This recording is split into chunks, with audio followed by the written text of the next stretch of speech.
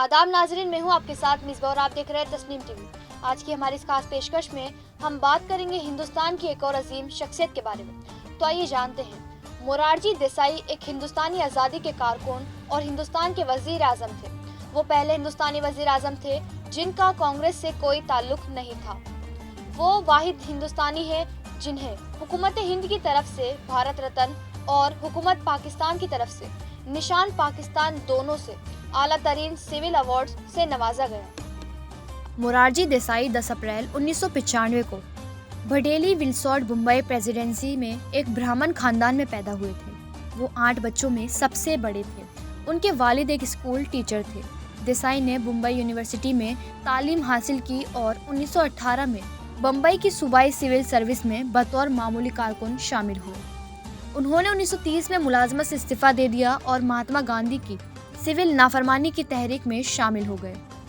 उन्होंने जिद्दोजहद आज़ादी के दौरान तकरीबन 10 साल बरतानवी जेलों में गुजारे। 21 अप्रैल 1952 को वो बम्बई रियासत के दूसरे वजीर आला के तौर पर मुकर्रर हुए। इस ओहदे पर वो 31 अक्टूबर 1956 तक फाइज रहे।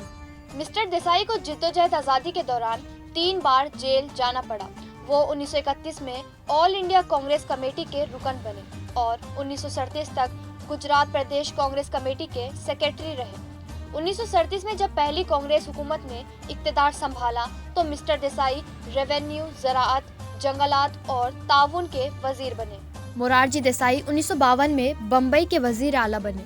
1967 में जब इंदिरा गांधी वजीर आजम बनी तो मोरारजी को नायब वजीर आजम और वजीर दाखिला बनाया गया। 1975 में वो जनता पार्टी में शामिल हुए। 23 मार्च 1977 को 81 साल की उम्र में मोरारजी देसाई ने हिंदुस्तान के वजीर आजम की जिम्मेदारी संभाली।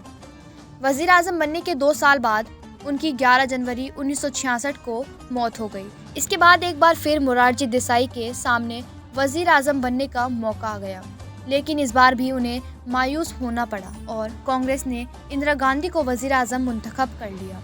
ताहम इस बार मोरारजी ने पूरी कोशिश की थी। जब मोरारजी देसाई वजीर आजम बने तो उन्होंने शराब पर पाबंदी के अलावा कई इक़दामात किए। इसके अलावा वो घुड़दौड़ और क्रॉस वर्ल्ड पजल पर पाबंदी लगाने के भी हक में थे।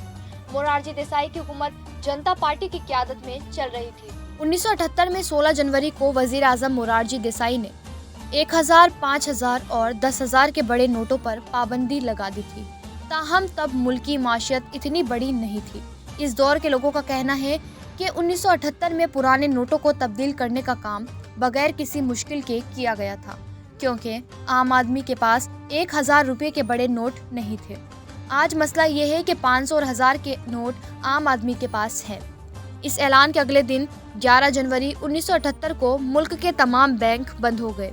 कहा जाता है कि इस वक्त रिजर्व बैंक ऑफ इंडिया के गवर्नर IG पटेल हुकूमत के पास इस फैसले के हक में नहीं थे।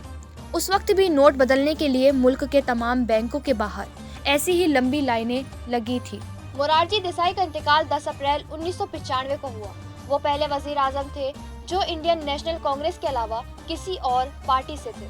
वो वाहिद शख्स हैं जिन्हें हिंदुस्तान के आला तरीन एजाज भारत रत्न और पाकिस्तान के आला तरीन एजाज निशान पाकिस्तान से नवाजा गया। तो फिलहाल की हमारी इस खास पेशकश में बस इतना ही। मुझे दीजिए इजाज़त और देखते रहे तस्नीम टीवी।